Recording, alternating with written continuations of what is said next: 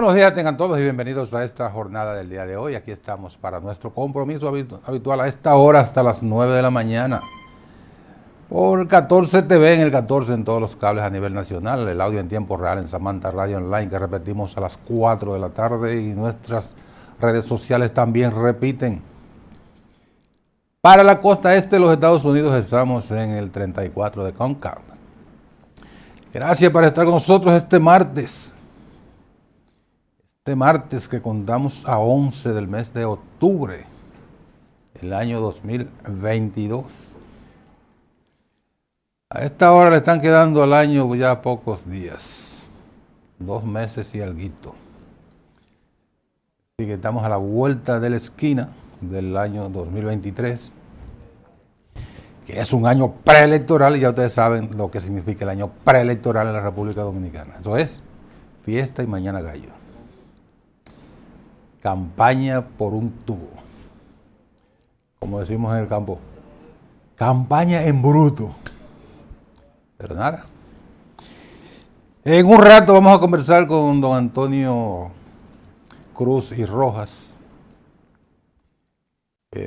presidente del Consejo Nacional de Empresarios y Comerciantes. Vamos a hablar con don Antonio sobre algunos aspectos que tienen que ver con el diario vivir de los dominicanos. Ayer el Banco Central dio a conocer el último reporte del mes correspondiente al IPC, que es el índice de precios al consumidor. Es una medición global. Es un método que se usa en toda parte del mundo para medir el nivel de inflación, el nivel de precios, cómo se comportan los precios a nivel de los consumidores. Un conjunto de productos y servicios que se toman y se establece la media de cómo ha variado el precio. Si ha subido, si ha bajado, si se ha quedado estable. Y dice el Banco Central que en el último mes la variación del IPC fue de 0.29, o sea, menos de un tercio, del punto en la variación de los precios. O sea que los precios subieron. Eso significa que si usted compraba algo que le costaba 100 pesos, apenas le subió menos de 30 centavos, si fue que le subió.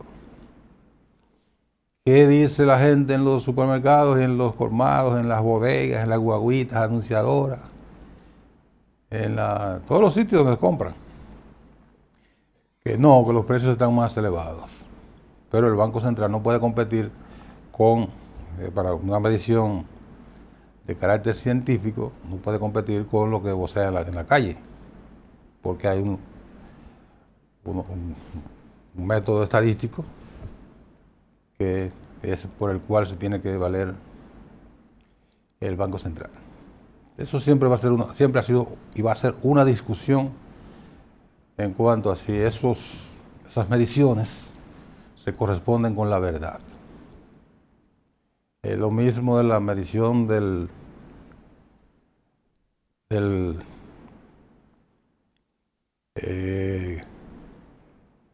PBI, si la economía creció de un periodo a otro, y la gente que no sabe cómo se mide y qué significa el PBI, el Producto Interno Bruto, dice, eso creció en la economía de los dueños del Banco Central.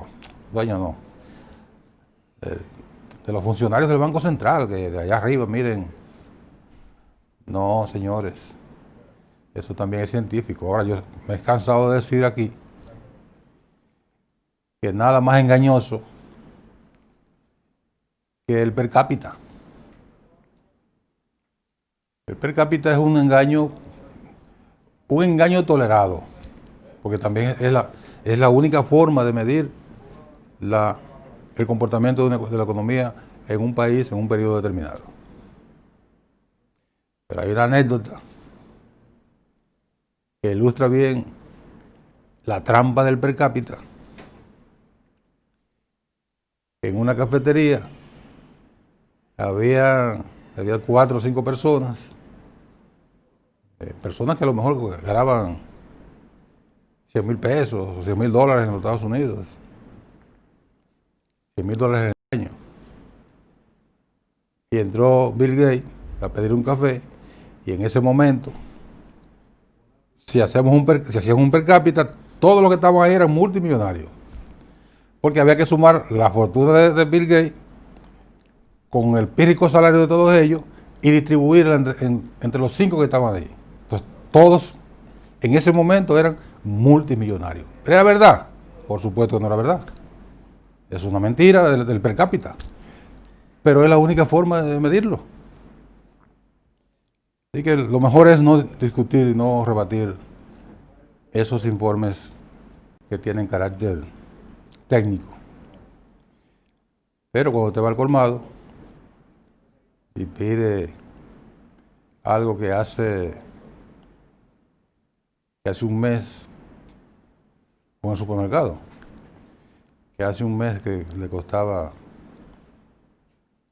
100 pesos y hoy le cuesta 110 pesos, eso no significa un incremento de 0.29. Por supuesto que no. Eso significa un incremento del 10%.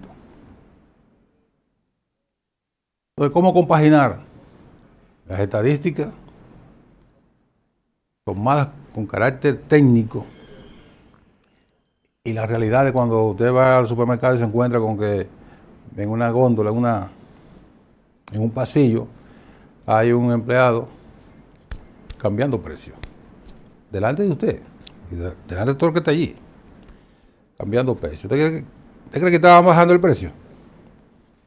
No lo estaban bajando, le estaban cambiando y le estaban poniendo una etiqueta de precio por encima del otro, que a veces tienen el descuido que se ve que el que tenía era menor y le han aumentado el precio delante de usted. Y le meten una guayaba de que hay unos especiales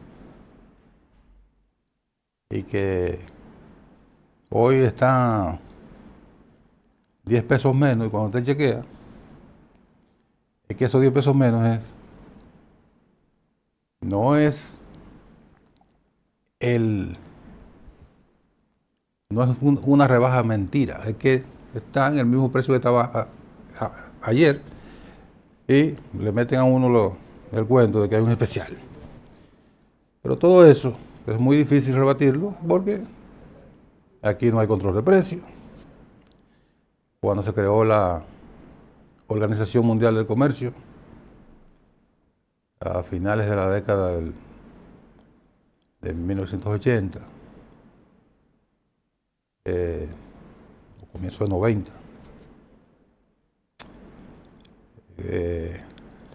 mediados de 90, porque estaba de presidente todavía un ladrón mexicano, Carlos Salinas de Gortari, que los americanos lo estaban preparando para ponerlo de director general de la Organización Mundial de Comercio, y él salió en el año 1995. Y le estaban preparando ese cargo cuando reventó México y se vio que el tipo era un ladrón. Los americanos tuvieron que sacarle la alfombra y no pudo asumir ese cargo internacional. Pues bien, cuando se creó la OMC, se abolieron los controles de precios.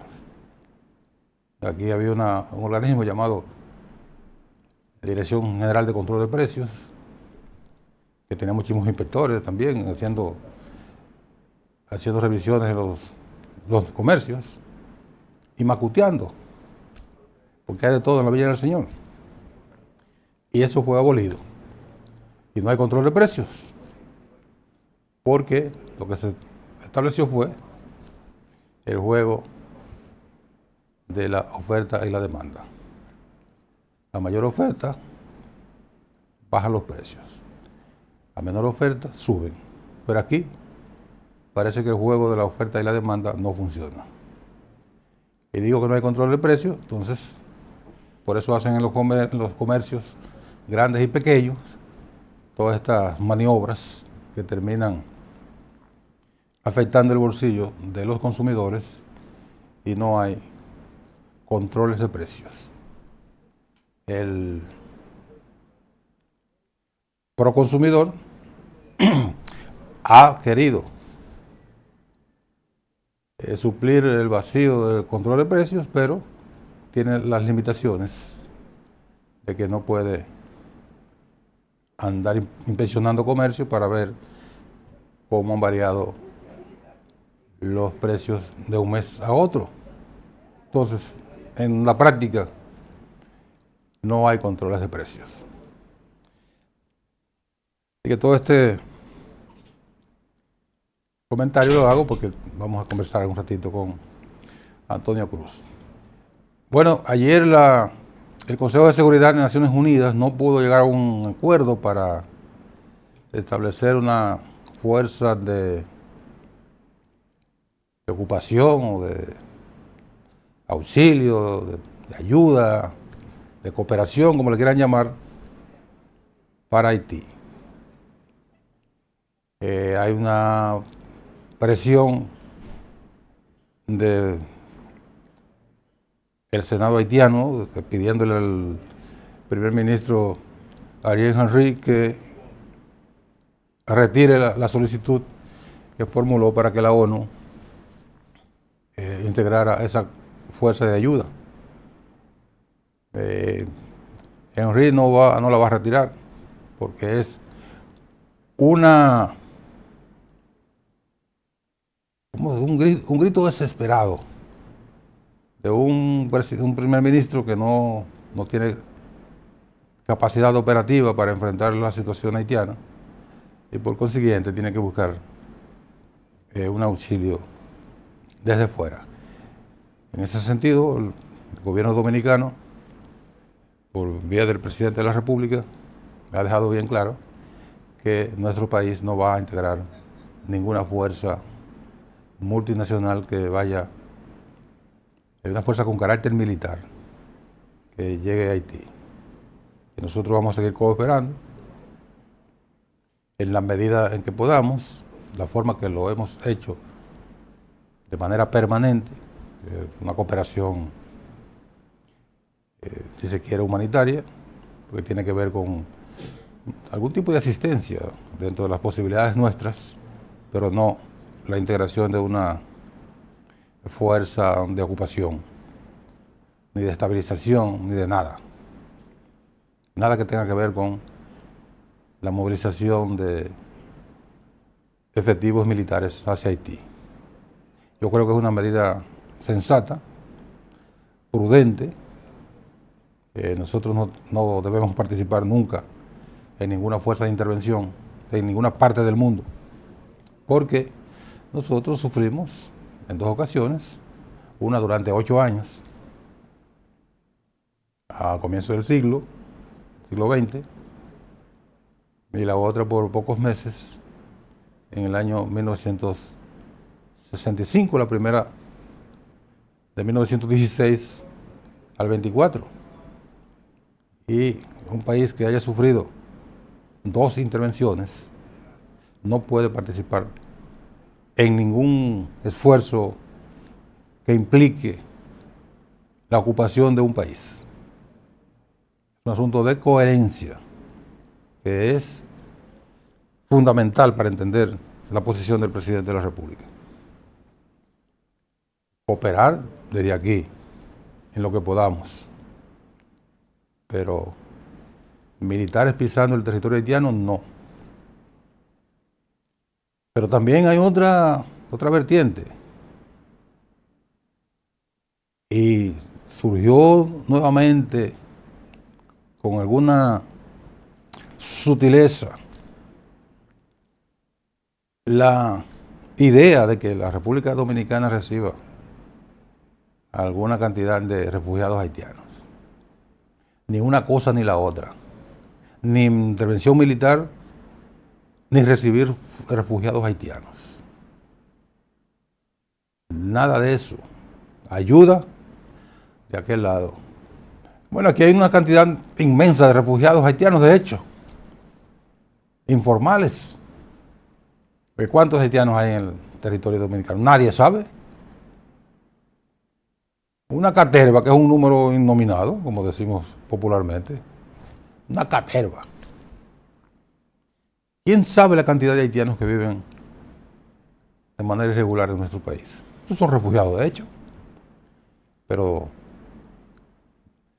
como se estila con todas las prerrogativas y con toda la formalidad de campo de ser refugiado en la República Dominicana. En 1994, cuando tumbaron la primera vez a Jean Bertrand Aristide, al presidente Joaquín Balaguer le plantearon establecer un cordón de refugiados en la frontera. Y el doctor Balaguer se negó rotundamente. Y lo llamó al presidente Clinton, lo llamó el secretario de Estado, vino aquí no vino el secretario de Estado, vino un embajador, un enviado especial del presidente Clinton, a hablarle de los refugiados, y el doctor Balaguer dijo, no, toda la ayuda que nosotros podamos ofrecerle a Haití, pero de aquel lado, cero refugiados. Y esa es la posición que se mantiene ahora. Y es la posición mayoritaria del pueblo dominicano. Ni intervención militar en Haití, ni refugiados tampoco. ¿Sí? En eso estamos completamente de acuerdo con el presidente de la República. Y aquel que plantee la posibilidad de que nosotros o intervengamos en Haití o recibamos refugiados, le vamos a caer como los pavos en los medios de comunicación. Y la mayoría de los medios de la opinión pública va a destrozar cualquier intención en ese sentido. De modo que aplaudimos al presidente de la República y al gobierno para que no se dejen presionar ni la fuerza de intervención ni refugiados. Vamos a la pausa y regresamos de inmediato.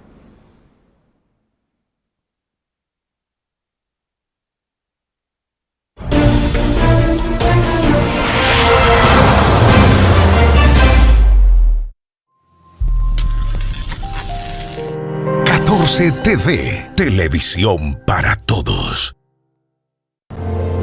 En la Dirección General de Jubilaciones y Pensiones trabajamos con transparencia y sentido social. Contamos con establecimientos de atención para nuestros usuarios y además, durante esta gestión hemos otorgado 46,000 pensiones. Si quieres saber sobre tu pensión, visita nuestras oficinas o consulta nuestra página web www.dgjp.gov.do. Te servimos con calidad y justo a tiempo. El dominicano, cuando quiere puede, lucha como nadie para progresar.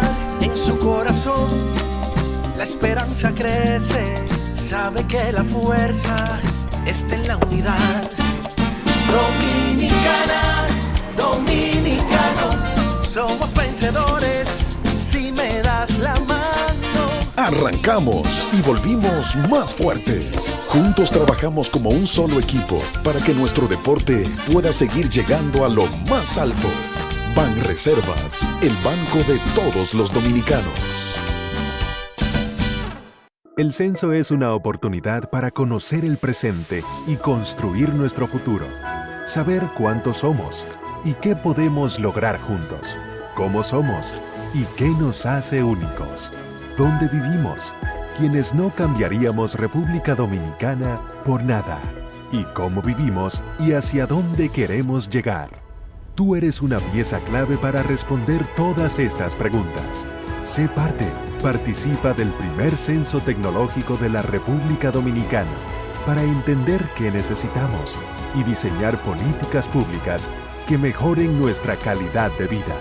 Sé parte, participa del censo.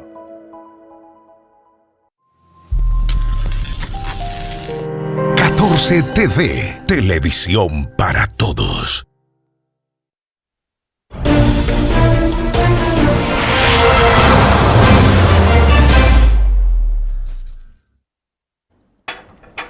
Bien, gracias por seguir con nosotros. Ya está con nosotros para compartir el resto del programa don Antonio Cruz y Rojas, presidente del Consejo Nacional de Comerciantes y Empresarios de la República Dominicana. CONACER. CONACER. Buen día, don Antonio. Buenos días para usted y toda la audiencia nacional e internacional, redes sociales, digitales, ya, porque ya es así, ya, ya todo un conjunto. Ya esto es un conjunto. Estamos a su orden. Internacional, pues nosotros estamos en el 34 de CONCA, que es uno de los principales cables de los Estados Unidos. Perfecto, perfecto. Ya que es internacional realmente. Y yo sé que me están viendo allá. Y yo le voy a decir a usted, como le he dicho a otros productores, me hubiera gustado tener, antes de yo venir al programa, el nivel de rating y compararlo después que yo no esté. Ah, bueno, por eso vamos a ver. Lo vamos a chequear. Antonio, ayer, así para rapidito, pues, un dirigente comercial no puede pasar por aquí sin hablarme de los precios. El Banco Central dice que la variación del IPC fue de 0,29 de un mes a otro.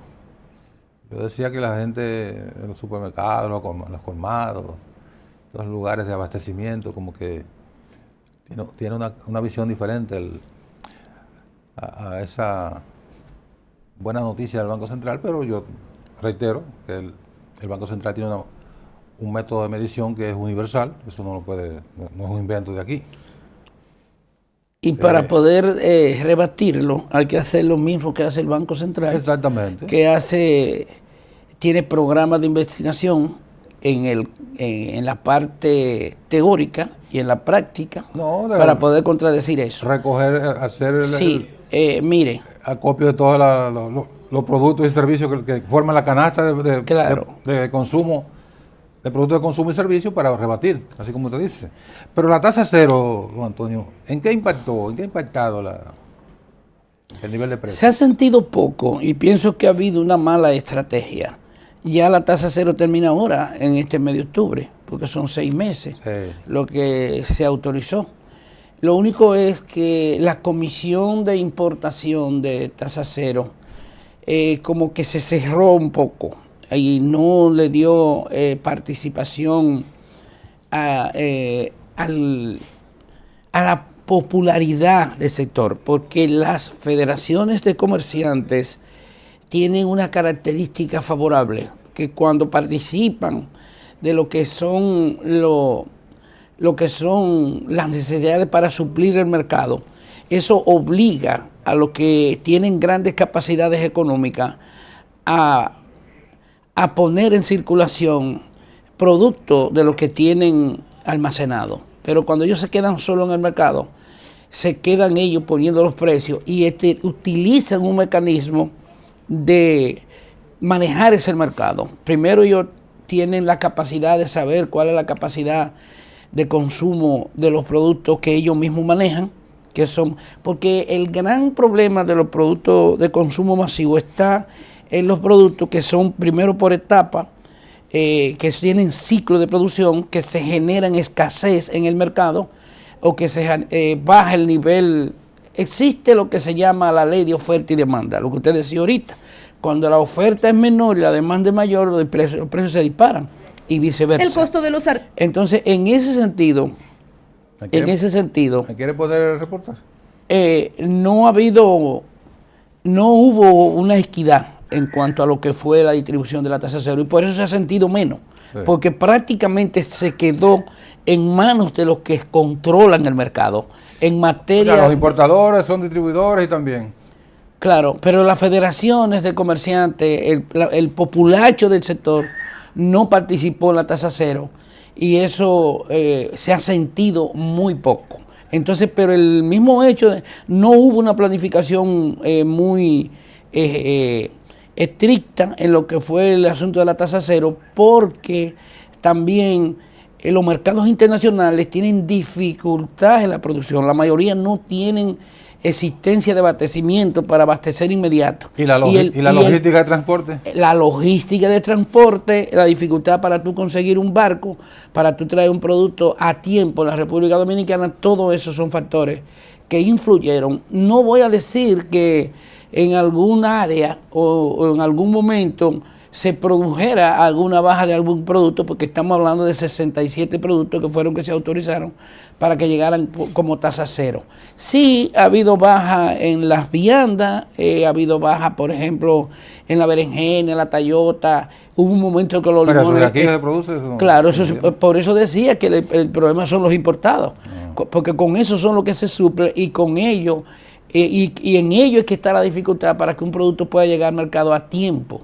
En lo que se produce la falta de producción o donde hay más demanda que oferta, en lo que el producto llega para cubrir la oferta, es muy difícil poder cuadrarlo con las dificultades que hay. En el tema entre la aprobación y la promulgación de la ley, la colocación de los pedidos, suplir los pedidos y el barco llegar, se fueron 3 meses. A mí el periodo que coge la comisión de importación para poder elaborar la agenda de lo que van a ser las importaciones, eso se lleva un tiempo, se lleva mucho tiempo. No sé, yo escucho ahora que con el problema que pasó con el FIOMA, es posible que se solicite una prórroga para que la ley dure un tiempo más. Pero hay un factor que es determinante, tenemos que estar claros en eso.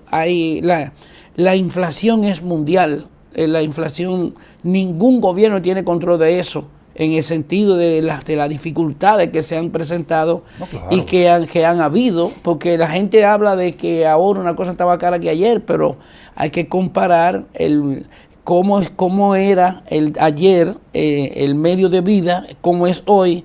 Incluso muchísimos productos de eso mismo de tasa cero están más caros en el mercado internacional que lo que se podía trabajar aquí. Entonces cuando lleguen aquí no puede ser más barato. No pueden ser más baratos. Hay una relación directa. Y no tengo que decirle algo. A mí yo miro con buenos ojos lo que ha sido la habilidad que ha tenido el presidente de la República para contrarrestar lo que es la inflación, tomando en consideración que, por ejemplo, ha estado invirtiendo muchos recursos en los subsidios de los combustibles, también en los subsidios de los fertilizantes, en los subsidios también de muchos commodities que son muy consumidos en la República Dominicana, y eso ha ayudado a que los precios suban menos, porque si, por ejemplo, no se hubiera tomado la medida de subsidiar el combustible, sí, el costo estuviera 2 o 3 veces porque más caro que la cosa que hay, por el hecho de que cuando sube el petróleo, cuando suben los combustibles, eso produce un efecto multiplicador y al final termina lo pagando el consumidor final, porque cada quien que está dentro de la cadena de comercialización va a optar por proteger lo que son sus costos. Nadie absorbe de esa cadena de distribución, nadie absorbe el costo. Bueno, yo voy el último de la cadena antes de llegar al consumidor es el supermercado o el colmado. Exacto. Nosotros vamos a absorber el precio para contribuir con la gente. Pues eso no va a ocurrir. No, bueno, porque también usted tiene que preservar su capital, que eso, Claro, todo el que porque tiene un capital es un negocio. tiene compromiso con ese capital. Es un negocio. Y tiene compromiso con los gastos que tiene permanentemente. Muy bien, habrán algunos de que quizá sean un poquito más tolerantes y suban menos los precios, pero realmente nadie está para absorber costos. No, eso es así. El comercio es comercio, es utilidades que buscan. Claro, así Una es. cosa, ¿cómo se llevan ustedes con los organismos que tienen que ver que tienen relación directa con ustedes, los, digamos, Proconsumidor, Industria y Comercio, etcétera? Tengo que decirle que ese sector ha mantenido una línea de comunicación con nosotros. Nosotros nos hemos estado reuniendo permanentemente con ellos. Por otro lado, tenemos que recientemente firmamos un acuerdo, gobierno, Proconsumidor y el comercio organizado sobre precio justo. Y estamos trabajando con eso y no podemos decir que no, porque el director de Proconsumidor, Eddie Alcántara, ha estado haciendo gestiones para ver cómo logra involucrar el sector que pueda comprar más barato y que para que se pueda vender más barato, y todos esos factores han ayudado hasta cierto modo, porque hay una conciencia clara de que el interés que tiene el presidente y apoyado con una política de estrategia de Proconsumidor para que el consumidor compre más barato y para que el intermediario tenga un poquito más de conciencia de la misma necesidad que tiene el consumidor, fruto de que hasta los mismos salarios son muy pocos con relación a lo que son los costos de inflación que existen en los momentos actuales. ¿El abastecimiento está normal? ¿Hay escasez? Nosotros tenemos la ventaja de que producimos más del 80% de los productos de consumo masivo en la República Dominicana y ha habido una gran producción. Tenemos ya muchos años que no tenemos que importar arroz, simplemente se cumple con la cuota del compromiso de los aranceles. Que termina ahora el 23. Sí, entonces en ese sentido no ha habido problema con eso. Ha habido una buena planificación, yo diría, del Departamento de Planificación del Ministerio de Agricultura, y ha habido una buena conciencia del consumo per cápita con relación al consumo nacional de la población, y eso no ha permitido que haya desabastecimiento en el mercado. Ahora se acerca un periodo de mayor consumo, que es Navidad. Es de Navidad. Ahí no hay problema. No, bueno, No, yo no he escuchado de parte de las autoridades que tienen la responsabilidad de mantener el equilibrio en ese sentido, que están preparados para ello, tienen la cantidad de pollo suficiente, de cerdo suficiente, porque viene un consumo mayor, y para nadie es un secreto, que ya eso todo el mundo lo sabe, eso no es nuevo. No. Decir que se va a consumir más, eso es tradicional. No hay sorpresa. Si no se preparan es porque no quieren, o por un descuido pues, institucional, pero realmente no hay necesidad de que nos agarren asando batata, como dicen. O que no haya batata. O que no haya batata. Así mismo es. En términos de ya entrando en materia de lo que tiene que ver con su organización. Con CONACER. La que usted preside. Ustedes siempre tienen proyectos que impactan positivamente a sus miembros, que son una gran cantidad de pequeños comerciantes, paleteras. Yo creo que hasta guaguitas tienen ustedes, anunciadoras. Sí, así es. Miembros. Así es.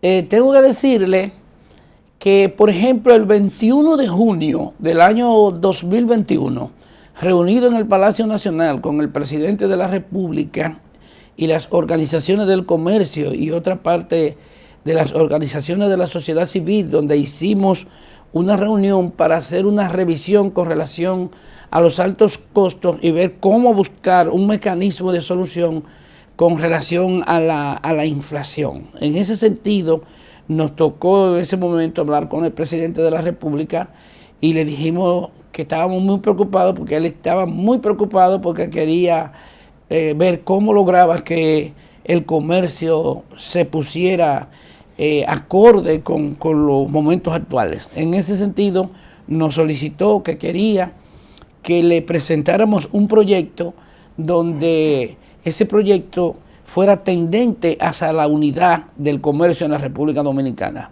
Partiendo de ahí, que después que el presidente nos hizo esa solicitud, nosotros nos sentamos a analizar en qué consistía, porque él decía que el comercio estaba muy dividido y había que ver cómo conseguíamos que pudiéramos trabajar el proceso de la unidad. ¿Qué nosotros hicimos?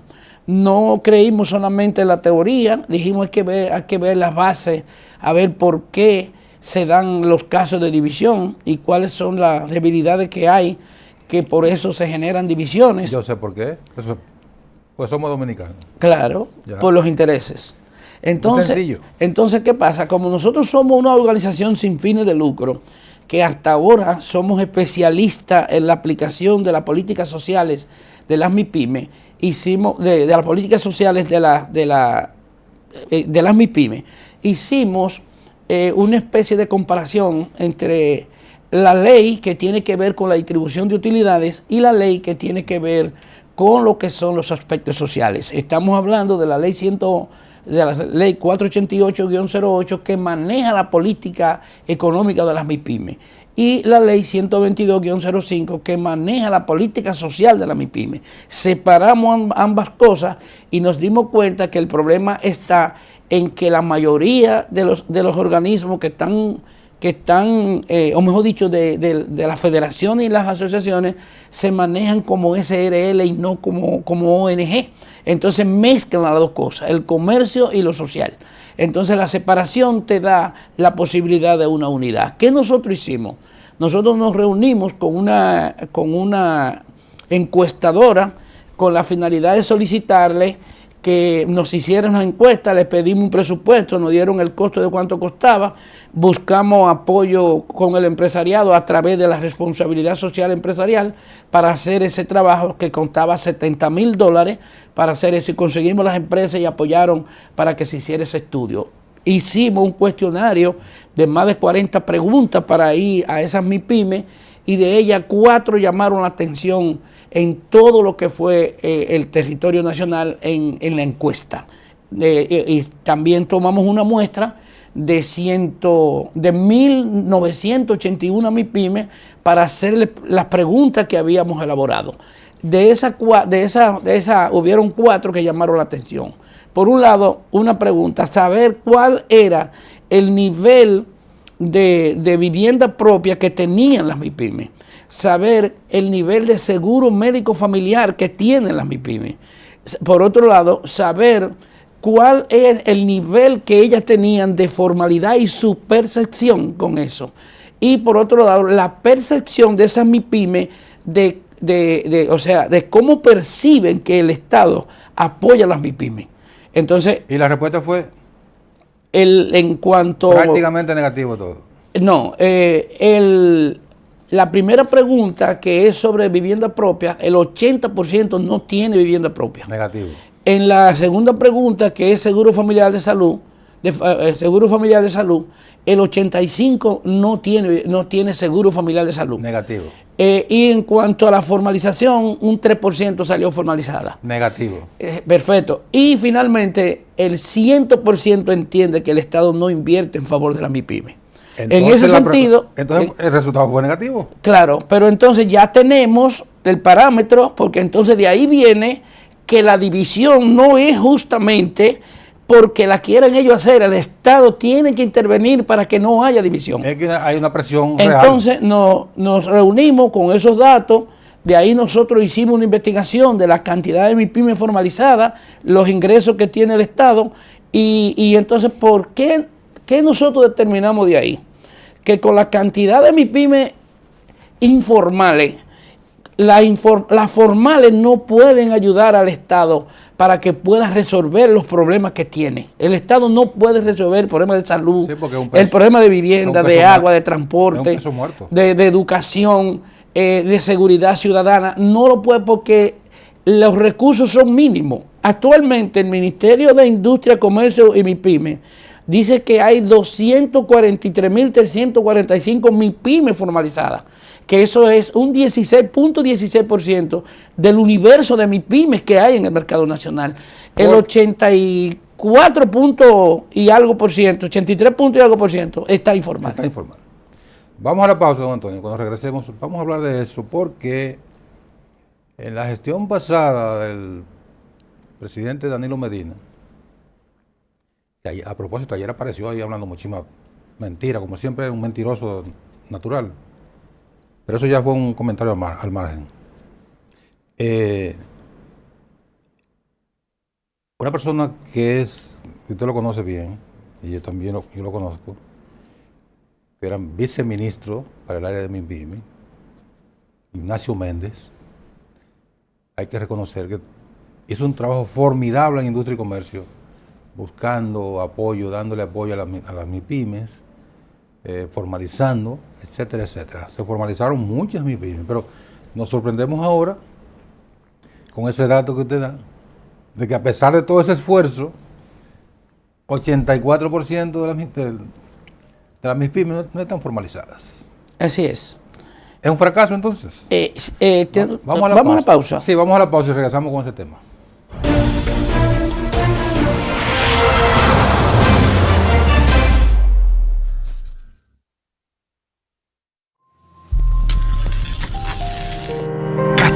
TV, televisión para todos.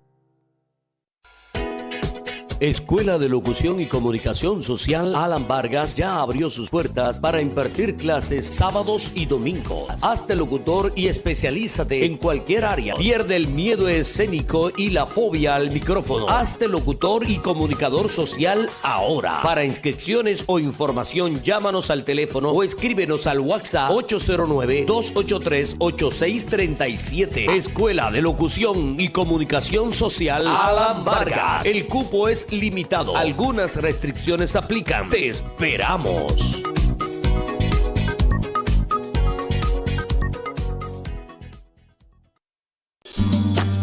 El dominicano, cuando quiere puede, lucha como nadie para progresar. En su corazón la esperanza crece, sabe que la fuerza está en la unidad. Dominicana, dominicano, somos vencedores si me das la mano. Le dimos para allá y lo hicimos. Juntos dimos el valor que merece nuestro arte y nuestra cultura para seguir apoyando el crecimiento de nuestro talento y de nuestra gente. Banreservas, el banco de todos los dominicanos. Tú, el que más necesita, que sale cada día a buscar la comida de tu familia, que durante mucho tiempo sentiste que nadie te escuchaba. Para el presidente, va primero tú. Por eso, ante la crisis internacional, tomó medidas para protegerte y que no te falte nada.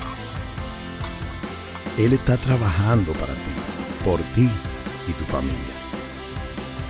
Él no se olvida de ti. Te pone adelante.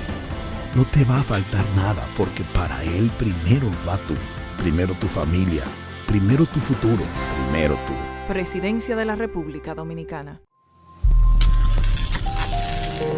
14 TV, televisión para todos.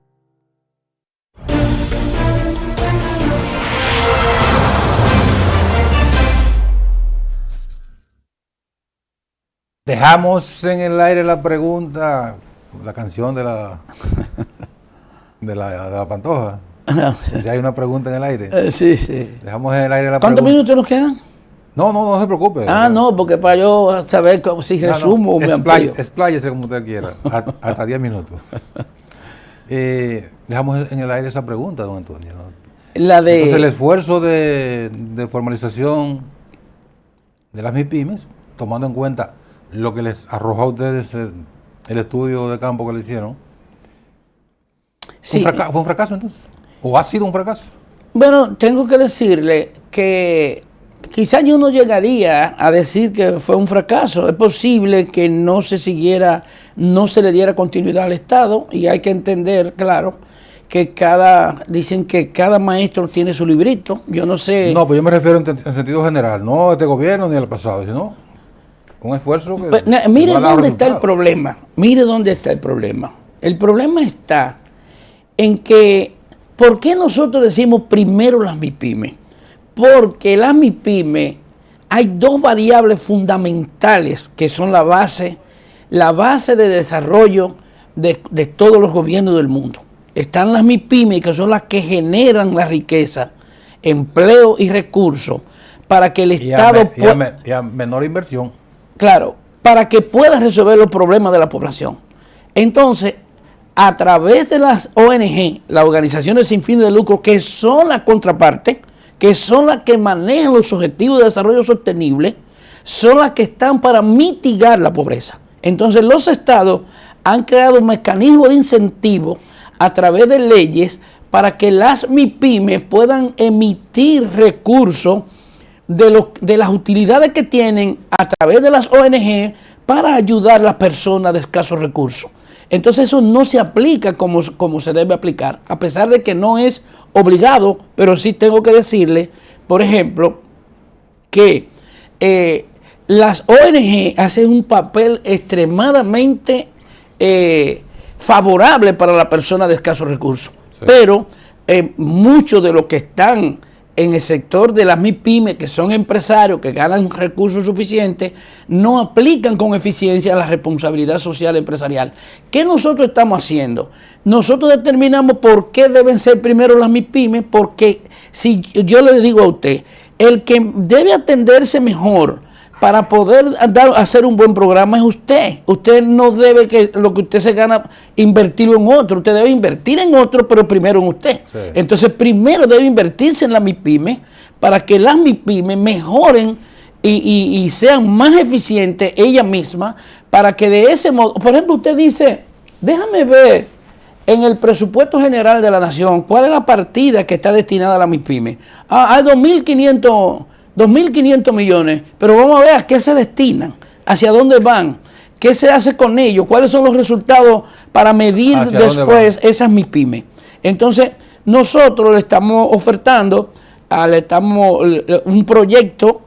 proponiendo un proyecto al presidente de la República a través del programa, el Plan de Vivienda Nacional, para que nosotros creemos el proyecto de Mi Primera Vivienda para las MIPYME, porque si el 80% no tiene vivienda es por alguna razón. Si el 84% está informal, pues por alguna razón. Entonces hay que ver qué se ha dejado de hacer en favor de las MIPYME, que ellas le huyen a no formalizarse. No obstante, debemos hacer una investigación por qué las MIPYME no se formalizan. Bueno, mucha gente huye a la formalización porque le cae encima la DGI con la... No, pero no es exactamente porque le caiga encima la DGI, es por la ineficiencia en el manejo de los impuestos. Y la falta de equidad en el manejo de los impuestos. El tema es que una MIPYME, la declaración de impuestos, le implica el año próximo...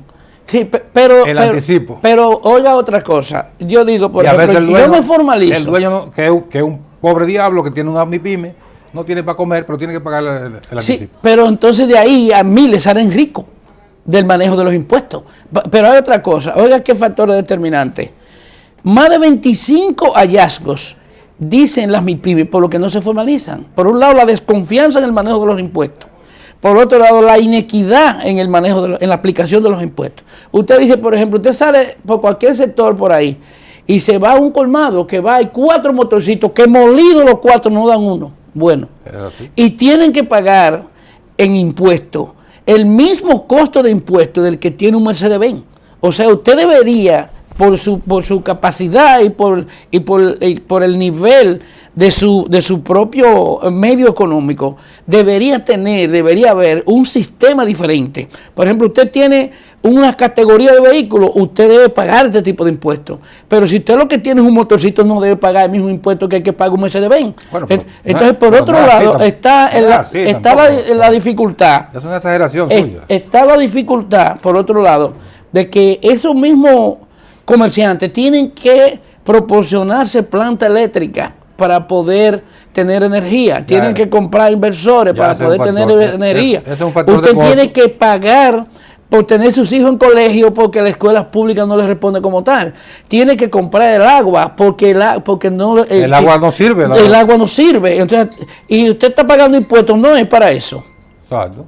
Entonces, todos esos factores influyen y hacen que el que paga impuestos no se quiera formalizar.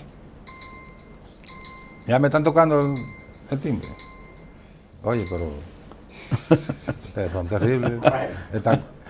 Esa campana como los debates. No. Gracias, don Antonio. Gracias a usted por permitirme estar aquí. 30 segundos. Con eso, a través del Ministerio de la Vivienda, ustedes están buscando, digamos, un bono del Estado para contribuir con el... Le estamos proponiendo una alianza público-privada a través de la ley 189 para un fideicomiso dirigido a las MIPYME. De modo que ese fideicomiso le permita a esa MIPYME tener las facilidades que da la ley y que el Estado pueda, nosotros le estamos diciendo, nosotros necesitamos incluir la MIPYME en lo que es la seguridad social. Incluir la MIPYME en el plan de vivienda a través de un fideicomiso, pero le estamos diciendo al Estado, no es gratis. Nosotros estamos en la disposición de que todas esas MIPYME que quieran participar de ese fideicomiso y tener la facilidad de ese bono que le permite la ley, tienen que formalizarse para poder participar de ese proyecto. Y con la formalización entra la bancarización. Y con la bancarización entra el proceso de controles para tener la idea de los movimientos que tiene esa MIPYME y poder cobrarle por la misma cuenta sin tener que salir a buscarlo para que pague. A eso le huye mucha gente. Gracias, don Antonio. Gracias a usted. Aquí, en el mundo entero y en toda la historia, no hay cosa más odiosa que pagar impuestos. Sí, porque el nombre lo dice, impuestos. De los personajes más odiados de la antigüedad, estaban los llamados publicanos, que eran los cobradores de impuestos. Así es. Pues no es una cosa agradable para nada. Y yo debo decirle, aprovechar para invitar que el jueves... 2 segundos. Sí, el jueves es la juramentación de la nueva directiva de CONACER en la Asociación de Mayoristas en la 27 de febrero, a partir de las 9 de la mañana. Tendremos ahí varios funcionarios, incluido... ¿Perdón? ¿Quién la preside? La presidencia. Hay varios directivos que están ahí y que van a... ¿Pero quién la preside? Yo me estoy religiendo, pero pues ahora porque me corresponde, porque los estatutos me lo permiten. Okay. Pero ya CONACER ha tenido más de 4 presidentes. Lo que pasa es que muchos creen que es mía, no es mía, es de todos. Lo que pasa es que la mayoría siempre le dejan los problemas a uno. Al que más trabaja. Al que más trabaja, así mismo es. Hasta mañana.